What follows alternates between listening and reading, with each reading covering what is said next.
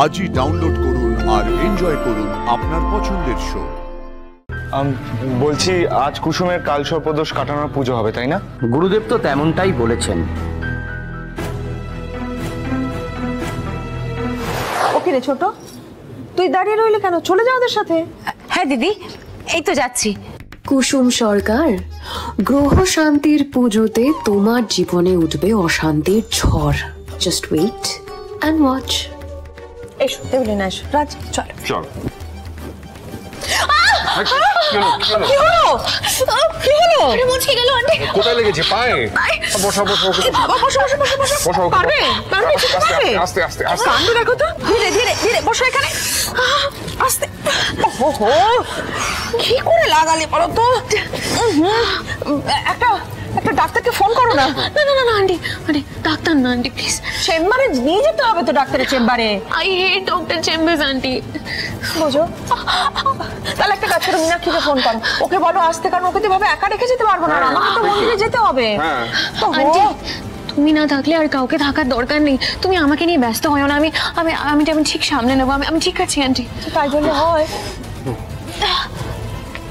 আবার দেখো তো কাণ্ড। কেন? বসো না। ওর এই অবস্থায় আমরা কি করে সেটাই তো বলছি, তুমি একটু ডাক্তারকে ফোন করো না, বাড়িতে যদি আসে। দেখো না। ঠিক আছে, কল করছি। আমাকে একটু দেখতে দাও, আমাকে একটু দেখতে দাও। করছি আন্টি। বরফ দেবো নাকি বলো তো?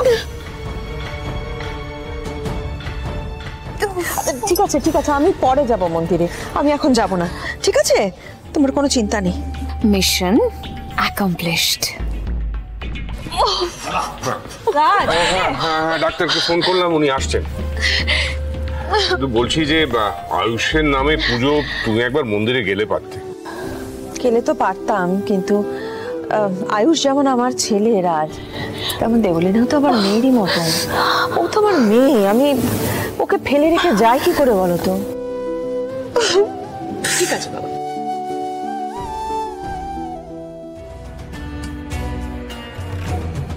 আন্টির চোখের মনি হয়েছিলে না আয়ুষের সঙ্গে তোমার নাম জুড়লে?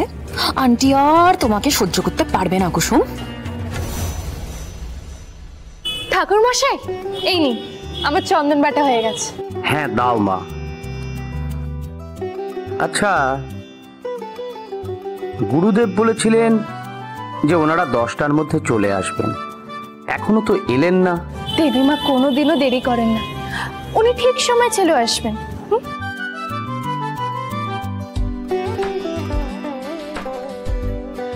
ওই তো ওনারা চলে এসছেন।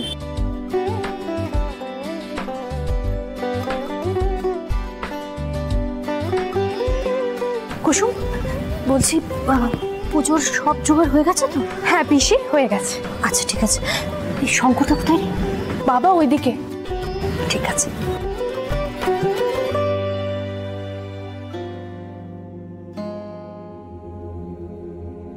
দেবীমা কোথায়?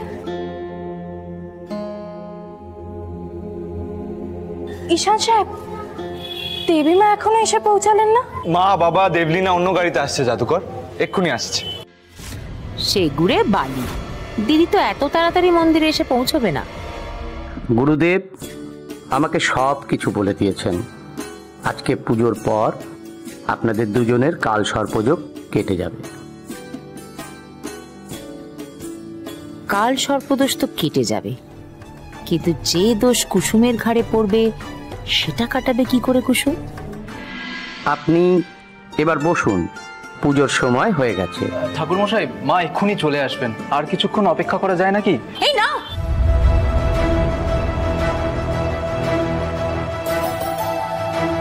না মানে? না মানে দেরি করাটা বোধহয় ঠিক হবে না আয়ুষ। কাকিমণি, মার আসতে আর কতক্ষণই বা লাগবে? যতটুকু সময় লাগুক না কেন, আমার মনে হয় পুজোটা শুরু করতে দেরি না করাটাই মঙ্গল। কাকিমণি, এত বড় একটা পুজোয় আমি মাকে ছাড়া বসবো কি করে বলো তো? হ্যাঁ, একটা কাজ করি ভাইদা, আমি মাকে কল করে দেখছি কতক্ষণ লাগবে, দেখি জিজ্ঞেস করি। না না না না না, মাকে ফোন করতে দিচ্ছ না কেন? আরে দিদিরা রাস্তায় আছে, এই সময় তাড়া দিলে কোনো একটা বিপদ আপদ হতে পারে। মন্দিরে দাঁড়িয়ে তুমি এসব কি বলছো? দেখ আয়ুষ, সাবধানের মার নেই। আর তাছাড়া আমার মনে হয় যে দিদির জন্য অপেক্ষা না করে পুজোটা শুরু করলে দিদিই খুশি হবে। কারণ দেখ, দিদি তো চায় যে পুজোটা ভালোই ভালোই মিটে যাক, যাতে তোর কুষ্টি থেকে সব দোষগুলো কেটে যায়। আমি কিন্তু ওনার সঙ্গে একমত, আর আমার মনে হয় আর বিলম্ব করা উচিত নয়। আপনি পুজোয় বসুন। দেখেছিস ঠাকুর মশাই একই কথা বলছেন। প্লিজ চল, আর দেরি করিস না, প্লিজ আয় আয়।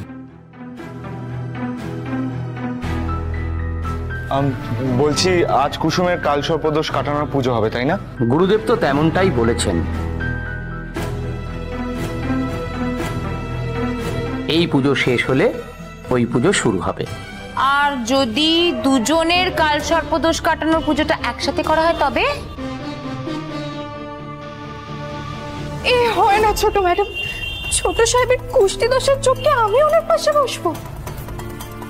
তুমি এত কথা বলছো কেন শুনি? হ্যাঁ, টাকা তো আমরা দিচ্ছি, এর মধ্যে তোমার কথা বলার কি দরকার? পুরোহিত মশাই, আপনি একটা কাজ করুন তো, দুজনের একসাথে পুজোর আয়োজন করুন। কাকিমণি, জাদুঘরের যদি কোনো প্রবলেম থাকে বাদ দাও না। আরে এই গরমে আমি আর অপেক্ষা করতে পারছি না ঈশান। সবাই তো অপেক্ষা করছে কাকিমণি। তো আমি বাড়ির কাজের লোকের জন্য এত পরিশ্রম করতে পারবো না। আর তাছাড়া সব আয়োজনের খরচ তো গাঙ্গুলি বাড়ি থেকেই দেওয়া হচ্ছে।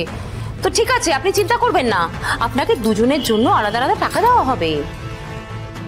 হাঁ করে দাঁড়িয়ে দেখছো কি কুসুম, বসে পড়ো না। আপনারা মালিক, আমি আপনাদের কর্মচারী। মালিকের পাশের আসনে পুজো করা যায় আমায় শোভা দেয় না। বাহ কুসুম, এত নীতি কথা তো সব সময় মনে থাকে না কেন বলো তো? হ্যাঁ, তাহলে তো এত বারবারে না। আমি বলি কি, একসাথে পুজোয় না বসে তার চেয়ে বরং না। জাদুঘর মা বলে ঠাকুরের সামনে সবাই সমান। শুনলে তো, তোমার দেবী মাও একই কথা বলেন। আর তাছাড়া তোমার কুষ্টিতেও তো একই দোষ। দুটো পুজো একসাথে করলে দিদির সময়টা বাঁচে। তুমি না বসলে দিদি যদি অসন্তুষ্ট হয়, পরে দিদিকে এসে যদি তোমার জন্য দাঁড়িয়ে থাকতে হয়, তাহলে দিদির কতটা রাগ হবে তোমার উপর তুমি বুঝতে পারছো কুসুম? হাঁ করে দাঁড়িয়ে আছো কেন গো? এত কিছু তো বললাম, বসে পড়ো না পুজোতে। ঠিক সময় মতো পুজোটা না হলে তো পুজোটা হবেই না, বুঝতে পারছো? বসে পড়ো। তুমি বসো মা, এই আসনটা নিয়ে যাও।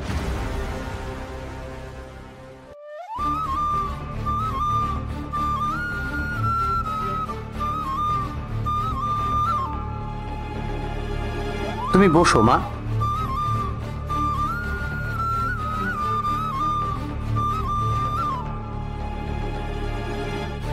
এই নাও, মালাটা দুজনে পরে নাও।